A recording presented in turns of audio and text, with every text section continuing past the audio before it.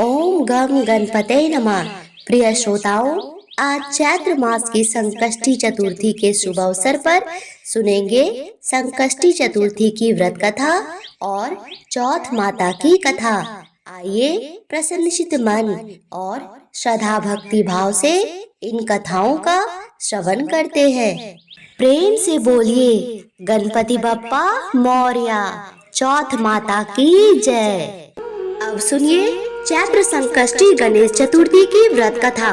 एक समय की बात है जब कैलाश में माता पार्वती और भगवान गणेश विराजमान थे तथा 12 माह की गणेश चतुर्थी का प्रसंग चल रहा था। इस पर माता पार्वती ने कौतूहलवश भगवान गणेश से पूछा, हे पुत्र, चैत्र माह के कृष्ण पक्ष की चतुर्थी को तुम्हारे किस स्वरूप की पूजा की जाती है और उसका विधान क्या है? मुझे वृतांत में कहो।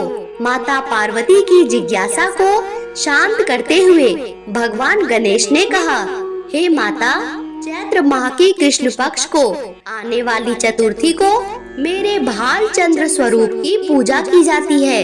इस दिन पूरे दिन व्रत रखकर रात्रि में षोडशोपचार से मेरा पूजन करना चाहिए। इस दिन व्रती को पंचगव्य पान करके रहना चाहिए। यह पूर्ण रूप से सभी संकटों का नाश करता है। इस व्रत के स्मरण मात्र से मनुष्य को सभी सिद्धियों की प्राप्ति सहज रूप से हो जाती है।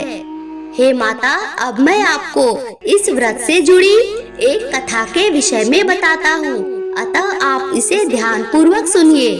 सतयुग में मकरध्वज नामक एक राजा रहते थे। वे परम प्रजापालक थे। उनके राज्य में सभी लोग सुखी और समृद्ध जीवन व्यतीत कर रहे थे। सभी वर्ग के लोग अपने धर्म का पूर्ण निष्ठा से पालन करते थे। प्रजा निरोगी और स्वस्थ जीवन व्यतीत करती थी। प्रजा में चोर डाकू आदि किसी का भय नहीं था। नगर में रहने वाले सभी लोग उदार, दानी, धार्मिक, बुद्धिमान और सुव्यवस्थित तरीके से रहते थे। इतना सुंदर राज्य होने के पश्चात राजा पुत्र सुख से वंचित था। पुत्र रत्न की प्राप्ति हेतु उन्होंने कई यत्न किए। अंततः महर्षि याज्ञवल्क्य की कृपा से उन्हें पुत्र धन की प्राप्ति हुई। पुत्र रत्न की प्राप्ति होने पर राजा की खुशी का कोई ठिकाना नहीं था। अब वे अपने राज्य का संपूर्ण कार्यभार अपने मंत्री धर्मपाल को सौंपकर विविध प्रकार के खेल खिलौने से अपने राजकुमार का पालन पोषण करने लगे। यहाँ राज्य का शासन अपने हाथों में आ जाने से मंत्री धर्मपाल धन धान्य से संपन्न हो गए। मंत्री महोदय को एक से बढ़कर एक पुत्रों की प्राप्ति हुई। सभी पुत्रों का विधि विधान से पूरे हर्षोल्लास के साथ विवाह संपन्न किया गया। अब सभी मातृ पुत्र धन का उपयोग बड़े जतन से करने लगे। परिवार के सभी सदस्यों में सबसे छोटे पुत्र की पुत्रवधू बहुत धर्म परायण थी। वो भगवान गणेश की परम भक्त थी। चैत्र माह के कृष्ण पक्ष की चतुर्थी आने पर उसने भगवान गणेश की पूर्ण श्रद्धा से आराधना और पूजा की और उनका व्रत अनुष्ठान भी किया। पूजन और व्रत से विचलित हो सास अपनी पुत्र वधू से कहने लगी, क्या तंत्र मंत्र द्वारा मेरे पुत्र को अपने वश में करने का उपाय कर रही हो?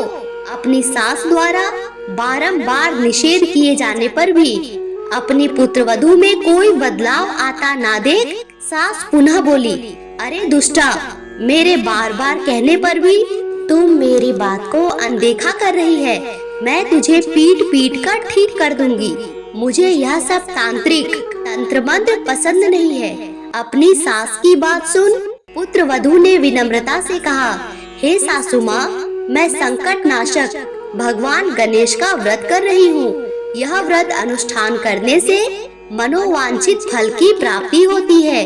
अपनी पुत्र वधू की बात सुनकर क्रोधवश में सासू माँ ने अपने पुत्र से कहा, हे पुत्र, तुम्हारी पत्नी जादू टोने करने पर उतारू हो गई है। मेरे बार बार समझाने पर भी उसने मेरी एक ना सुनी। अब तुम ही इसे मारकर उसकी अकल को ठिकाने में लाओ।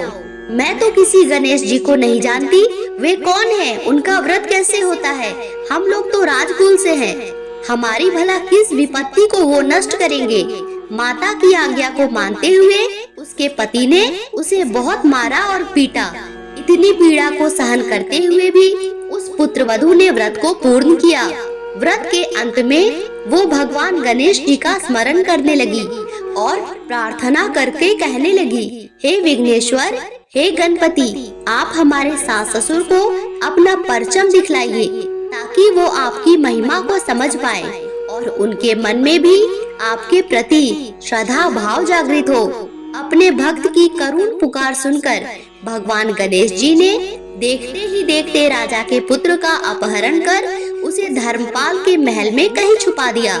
उसके बाद राजकुमार के सभी वस्त्र अलंकारों को उतारकर राजमहल में फेंक दिए और खुद अंतर ध्यान हो गए।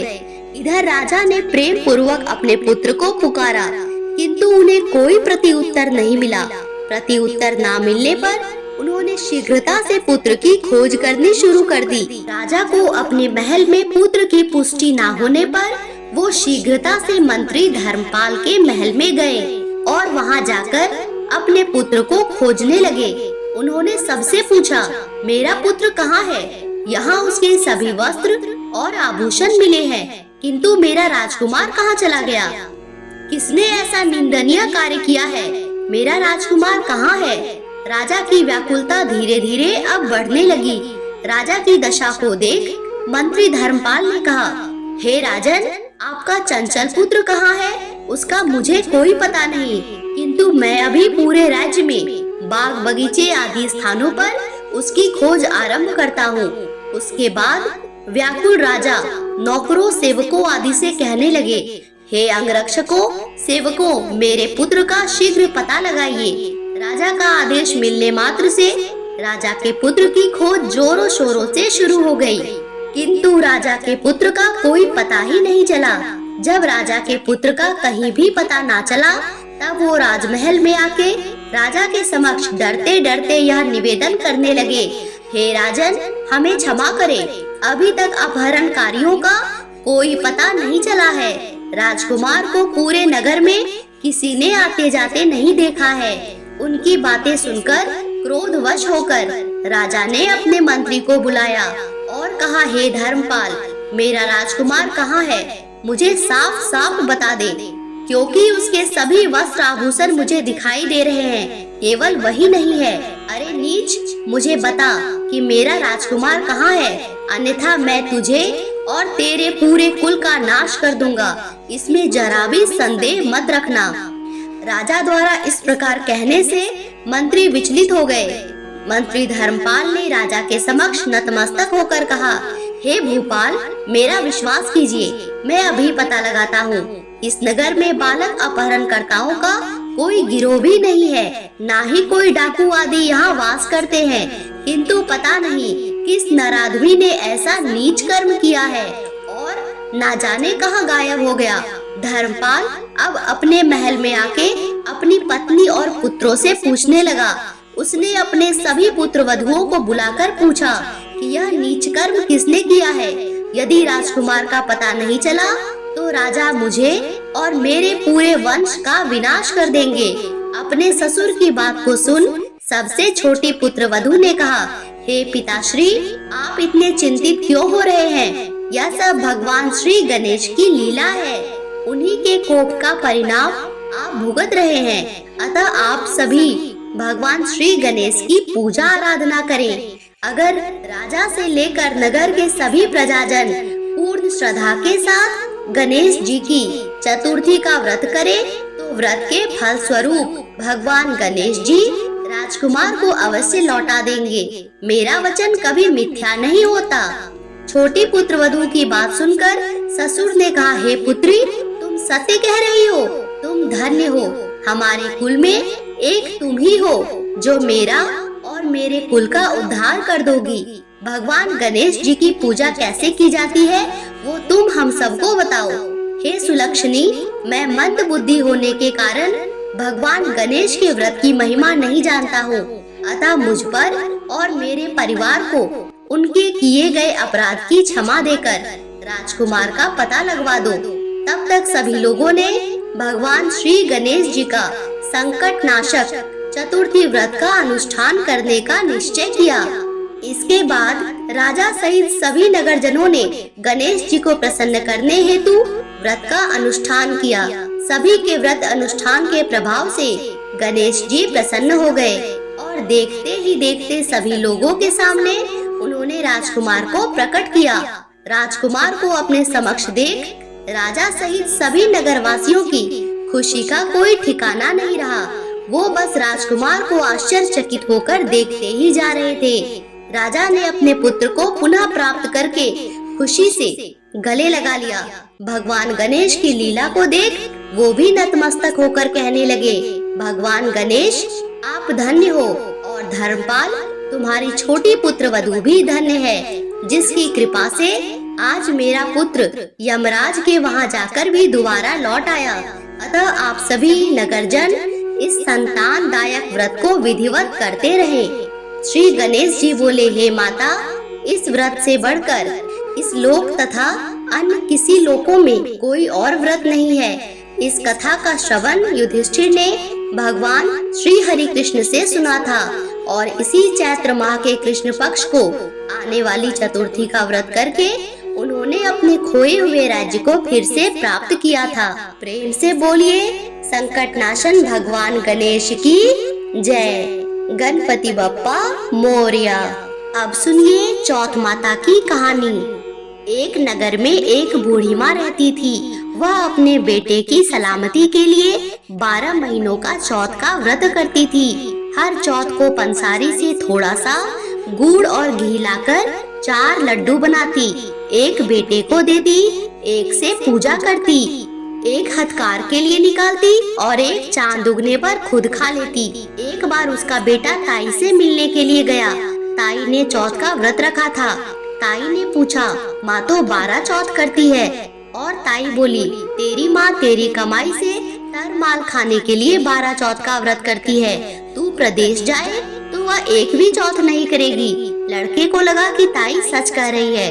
घर आकर माँ से कहा, माँ मैं परदेश जा रहा हूँ, यहाँ तू मेरी कमाई खाने पीने में ही उड़ा देती है। माँ ने समझाकर रोकना चाहा, पर बेटा नहीं माना। माँ ने उसे साथ ले जाने के लिए चौथ माता की आंखें दी और कहा, मुसीबत में यह आँख तेरी मदद करेगी। वह आंखें लेकर लड़का रवाना हो गया। घूमते घूमते एक नगर में पहुँचा। उसने देखा एक बूढ़ी माँ रोते जा रही थी और पुआ बनाते जा रही थी। उस लड़के ने उस बूढ़ी माँ से कारण पूछा। बूढ़ी माँ ने कहा, बेटा इस नगर की पहाड़ी पर एक दैत्य रहता है। पहले वह नगर में आकर कई लोगों को खाने के लिए मार देता था, लेकिन अब राजा हर घर से एक एक आदमी दैत्य के पास भेजता है और आज मेरे बेटे की बारी है, इसीलिए रो रही हूँ और उसी के लिए पुए भी बना रही हूँ। वह बोला, ठीक है, तू यह पुआ मुझे खिला दे, मैं तेरे बेटे की जगह चला जाऊंगा। बूढ़ी माँ ने खीर और पुए उसे खिला दिए। खा पीकर वह सो गया।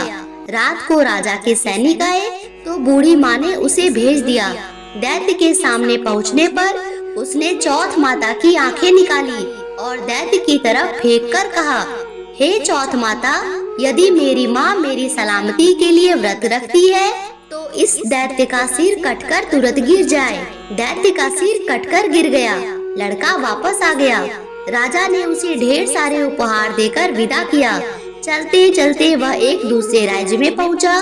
इस राज्य में आवा तभी पकता था जब एक इंसान की बलि दी जाती थी। सिपाहियों ने उसे पकड़कर आवे में चून दिया। लड़के ने आंखें आवे में डाला और कहा, हे चौथ माता, यदि मेरी माँ मेरे लिए व्रत करती है तो आवा मेरी बलि लिए बिना ही झट से पक जाए। तो आवा तुरंत ही पक गया। आवे में से मिट्टी की जगह सोने चांदी के बर्तन निकले। अंदर से लड़का बोला, बर्तन धीरे धीरे निकालना, मुझे लग ना जाए। राजा ने उसे निकलवाया और पूछा, तुम इस आवे से कैसे बच गए? लड़के ने बताया कि उसकी माँ चौथ माता का व्रत करती है, व्रत के कारण ही वह बच पाया। राजा को विश्वास नहीं हुआ। उसने एक चांदी की सुराही मंगवाई और कहा कि सुराही की नली से निकलकर दिखाओ, तभी मुझे विश्वास होगा। लड़के ने चौथ माता को याद करके आंखें सुराही में डाली और कहा, मैं भंवरा बन जाऊं और सुराही से निकलूं। लड़का भंवरा बनकर सुराही से निकल गया। राजा ने खुश होकर राजकुमारी की शादी उसके साथ करवाई और सभी लोग को चौथ माता का व्रत करने को कहा। धीरे धीरे समय बीतने लगा और उस लड़के को अपनी माँ की याद आई। उसने राजा के पास जाकर खुद के नगर जाने की इच्छा जाहिर की।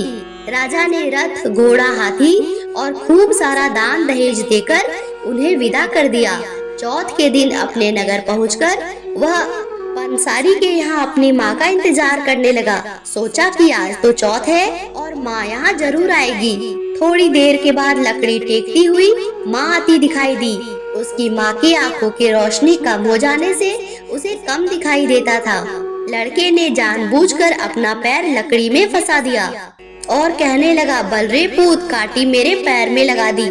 माँ ने उसे नहीं पहचाना और कहने लगी, भैया मुझे चाहे कितनी भी गाली निकालो पर मेरे बेटे को कुछ मत कहना। बेटा माँ के चरणों में गिर पड़ा और कहा, माँ मैं ही तेरा बेटा हूँ, मुझे माफ कर दो। माँ ने उसे गले से लगा लिया, लेकिन काफी दिन बीत गए थे, इसीलिए नगर के लोगों ने विश्वास नहीं किया कि वह उसी का बेटा है। बूढ़ी माँ ने चौथ माता को याद करते हुए कहा, हे चौथ माता, यदि मैं अपने बेटे के लिए व्रत करती हूँ तो मेरे स्तन में दूध भर आए और उसकी धार मेरे बेटे के मुंह में गिरे। चौथ माता ने उसकी विनती स्वीकार कर ली और माँ के स्तन से दूध की धार निकलकर बेटे के मुंह में गिरने लगी। लोग चौथ माता की जय जयकार करने लगे। उस नगर के सभी लोग चौथ माता का व्रत करने लगे। हे चौथ माता, जैसी बूढ़ी माँ और उसके बेटे की सहायता की, वैसे ही हमारी भी करना। इस व्रत को कहने, सुनने और हुंकारा भरने वालों के घर धन, सुख, समृद्धि के भंडारे भरना। इनसे बोलिए चौथ माता की जय।